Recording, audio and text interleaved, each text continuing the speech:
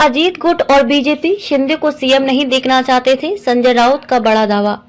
पांचवें चरण के लोकसभा चुनाव के तहत होने वाली सभी 6 सीटों के लिए चुनाव प्रचार तो शनिवार शाम थम गया, लेकिन बयानबाजी जारी है। शिवसेना यूबीटी के नेता संजय राउत ने रविवार को दावा किया कि महाराष्ट्र की मौजूदा सरकार में शामिल दलों एनसीपी, अजीत गुट और बीजेपी के नेता 2019 में एकनाथ शिंदे को मुख्यमंत्री के रूप में नहीं देखना चाहते थे। राउत ने मीडिया से बातचीत में कहा कि अजीत पवार, दिलीप वलसे पाटिल और सुनील तटकरे जैसे नेताओं ने मुख्यमंत्री पद के लिए शिंदे के नाम का विरोध करते हुए कहा था कि वे उनके जैसे कनिष्ठ और अनुभवहीन व्यक्ति के अधीन काम नहीं करेंगे। जब महाविकास आघाड़ी बन रही थी तभी कांग्रेस और एनसीपी ने कहा था कि उनके पास कई वरिष्ठ नेता हैं और गठबंधन का नेता ऐसा व्यक्ति होना चाहिए जो अनुभवी एवं वरिष्ठ हो और सभी को साथ लेकर चल सके। राउत ने किया ये दावा। उन्होंने ये भी दावा किया कि जब महाविकास आघाड़ी के गठन से पहले बीजेपी के देवेंद्र फडणवीस, गिरीश महाजन और सुधीर मुनगंटीवार जैसे नेताओं ने शिवसेना से कहा था कि वे नहीं चाहते कि शिंदे मुख्यमंत्री बने, लेकिन आज वही अजीत और फडणवीस उप मुख्यमंत्री बनकर शिंदे के अधीन काम करने के विवश हैं। राउत ने कहा कि शिवसेना ने शिंदे को पहले ही शिवसेना विधायक दल के नेता के रूप में नामित किया गया था, लेकिन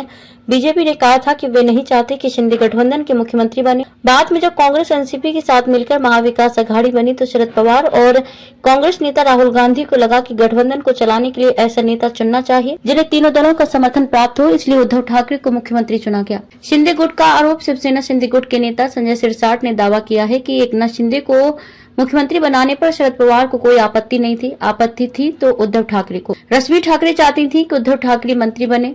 रश्मि की इस इच्छा को अजय चौधरी और रविंद्र वायकर का समर्थन प्राप्त था। सिरसाट ने राउत के इस दावे का खंडन किया कि शरद ने उद्धव को मुख्यमंत्री बनाने पर जोर दिया था। उन्होंने कहा कि जब शिवसेना बीजेपी गठबंधन टूटा तो प्रबंधन शिंदे को दिया गया और उनसे ये भी कहा गया कि अगर आपको मुख्यमंत्री बनना है तो ये सब करो। उस वक्त खर्चा भी शिंदे ने ही किया था। उस समय पुलिस ने रैकी भी की थी। तब पुलिस ने बताया था कि शिंदे मुख्यमंत्री बन रहे हैं इसलिए रैकी कर रहे हैं, लेकिन बाद में स्वार्थ आड़े आ गया। अजीत पवार, सुनील तटकरे, सुनील प्रभु के अलावा एक और गुट सक्रिय हुआ। फिर उद्धव ने अपने नाम का ऐलान किया। सब कुछ पूर्ण नियोजित था, मैं इस सब का गवाह हूँ, शरद ने बताया सच। उद्धव किस तरह से महाविकास आघाड़ी सरकार के मुख्यमंत्री बने, इस बारे में पहली बार शरद ने एक कार्यक्रम में खुलासा किया। पवार ने कहा कि महाराष्ट्र में 2019 के विधानसभा चुनाव में बीजेपी के 105 और शिवसेना के 56 विधायक चुने गए। हालांकि नतीजों के बाद बीजेपी और शिवसेना ने 2.5 साल के लिए मुख्यमंत्री का पद साझा करने को लेकर तकरार होने लगी। उद्धव और उनके प्रवक्ता संजय राउत ने लगभग हर दिन इस मुद्दे को उठाया। इसके चलते बीजेपी और शिवसेना के बीच बेहद तल्खी पैदा हो गई। इसके बाद राज्य ने महाविकास आघाड़ी का प्रयोग देखा। आघाड़ी में 3 दल शिवसेना, कांग्रेस और एनसीपी थी और 30 नवंबर 2019 को उद्धव ने मुख्यमंत्री पद की शपथ ली। इससे पहले पर्दे के पीछे क्या हुआ, उद्धव ने मुख्यमंत्री बनने का फैसला कैसे किया, इसका खुलासा शरद ने किया। उद्धव नहीं बनना चाहते थे मुख्यमंत्री। उन्होंने ये भी साफ किया कि उद्धव मुख्यमंत्री नहीं बनना चाहते थे। शरद ने कहा कि आघाड़ी में सब कुछ तय होने के बाद मुख्यमंत्री कौन हो इसे लेकर बैठक हुई। इस संबंध में हमारे पास शिंदे का नाम कभी नहीं था। शिंदे के नाम पर शिवसेना में चर्चा हुई होगी, लेकिन उनका नाम हम तक नहीं पहुंचा। जब विधायक दल की बैठक बुलाई गई तो प्रस्ताव रखा गया कि राज्य का नेतृत्व किसे सौंपा जाए। मैंने उद्धव का हाथ पकड़ा और ऊपर उठा दिया। मैंने बैठक में मौजूद विधायकों से कहा कि वे उद्धव के नाम पर विचार करें।